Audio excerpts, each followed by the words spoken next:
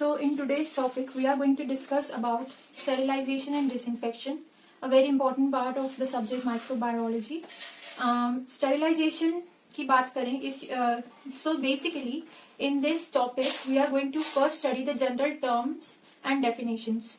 तो sterilization की अगर हम बात करें तो sterilization is a process obviously that removes, kills and deactivates all forms of life, particularly microorganisms like fungi, bacteria, viruses, spores, unicellular eukaryotes like plasmodium, and other biological agents like prions present in a specific surface, object, fluid or food. ठीक है, तो sterilisation is a very common term और हमने कोविड-19 के समय में ये term बहुत ज्यादा सुनी है कि स्टरलाइजेशन डिसइंफेक्शन इज इम्पोर्टेंट. तो स्टरलाइजेशन में तीन चीज है जो बेसिकली जो टर्म्स है, not things but terms that you have to remember is that it removes, it deactivates or it kills the microorganism, and this is how that particular object is called sterilized by any of these three ways.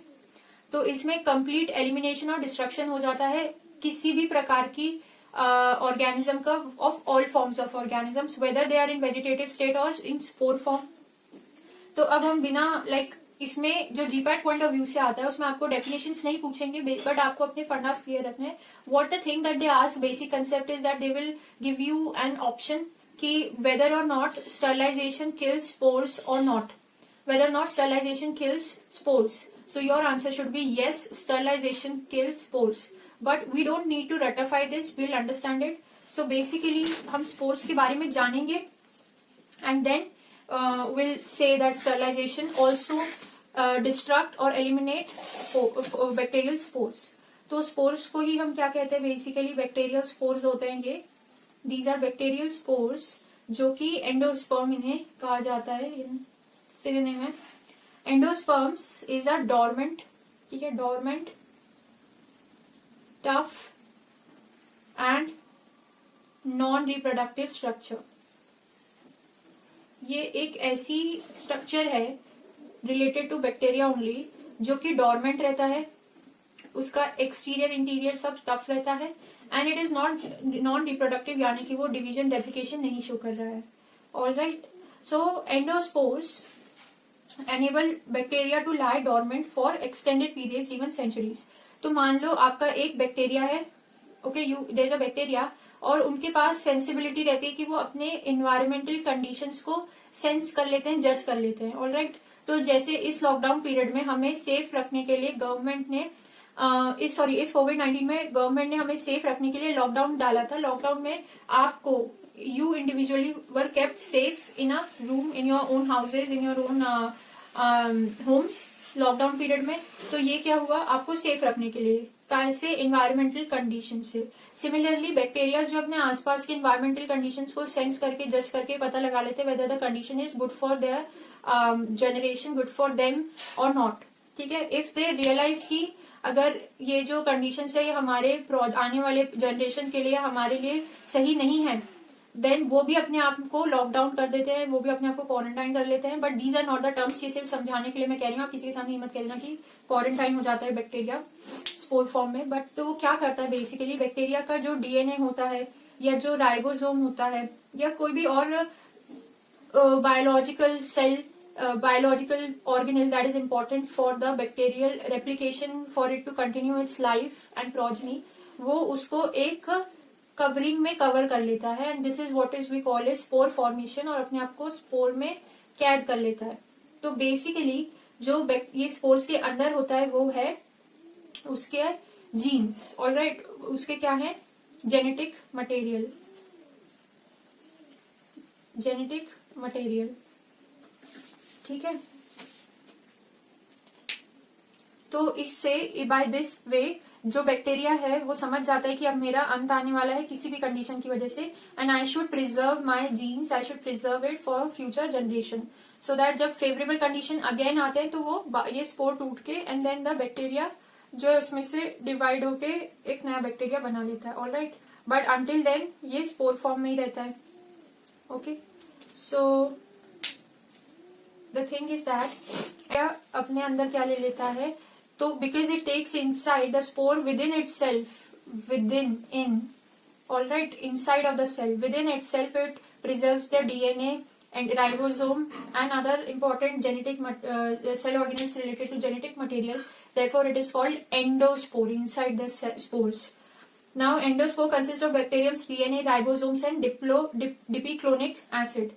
All right, so ये जो dipiclonic acid है basically it is the main thing that helps the ability for endospores to maintain dormancy.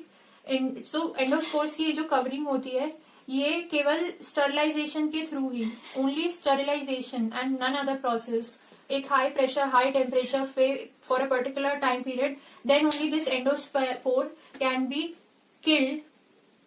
All right, otherwise कोई भी इसके अलावा disinfection, antisepsis कोई भी वे नहीं है जिसके थ्रू ये जो एंडोस्पोर है, ये जो बैक्टीरियल स्पोर है, इसे किल किया जा सके. Only and only sterilisation. And this is important because this could be asked, क्योंकि हमेशा स्टेरिलाइजेशन से जीपैट में एक क्वेश्चन बनता ही, एक क्वेश्चन क्या काफी बन सकते हैं एक तो, बट एटलीस्ट एक क्वेश्चन तो होगा ही होगा फ्रॉम द स्टेरिलाइजेशन यूनिट. तो हमें ये कंसेप्ट क्लियर होना चाहिए कि only sterilisation can kill endospores and no other way. आपको कह देगा कि ट्रू और false disinfection process kills spores. No, it can not. Why? Because इसकी इतनी टफ एक्सटीरियर होता है कि इसको एक हाई प्रेशर हाई टेम्परेचर पर पर्टिकुलर पीरियड ऑफ टाइम इसको हम तभी इस चीज को एक्सटीरियर को क्रॉस कर सकते हैं और इसके कोटेक्स में पहुंच सकते हैं. ऑल राइट, सो डिसइंफेक्शन के थ्रू भी नहीं, एंटीसेप्सिस के थ्रू भी नहीं, only by sterilisation we can kill spores. फिर इसी में हमने बात करी है कि प्रायोन्स को भी किल कर देता है स्टेरिलाइजेशन प्रोसेस. तो प्रायोन्स क्या होते हैं? Prions are nothing but misfolded proteins. ठीक है, प्रोटीन का जो एक नॉर्मल स्ट्रक्चर होता है वो नॉर्मल स्ट्रक्चर प्रायोन्स नहीं होता है.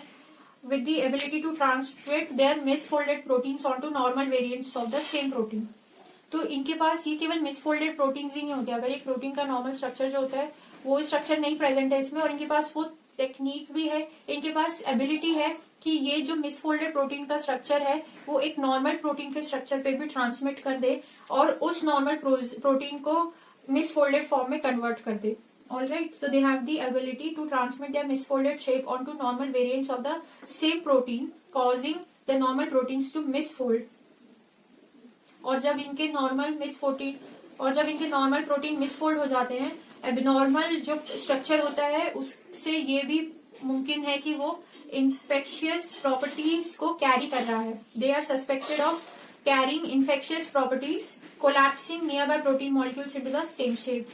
तो इन्हें और क्या कह सकते हैं हम, क्योंकि इसका मिसफोल्डेड प्रोटीन्स दूसरे नॉर्मल प्रोटीन्स पे भी चढ़ के उनकी मिसफोल्डिंग कॉज कराएगा एंड देन वो मिसफोल्डिंग जो एबनॉर्मल 3D स्ट्रक्चर है वो वापस किसी और इन्फेक्शियस चीज के लिए भी रिस्पॉन्सिबल हो सकता है. Therefore prions can also be called as और known as proteinaceous infectious particles. तो ये प्रायन्स को भी by the process of sterilisation we can kill. All right, next बारी आती है हमारी डिसइंफेक्शन की.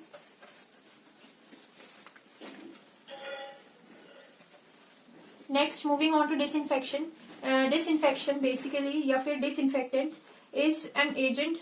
Disinfection is a process which inactivates or destroy all the vegetative forms of microorganisms. All right.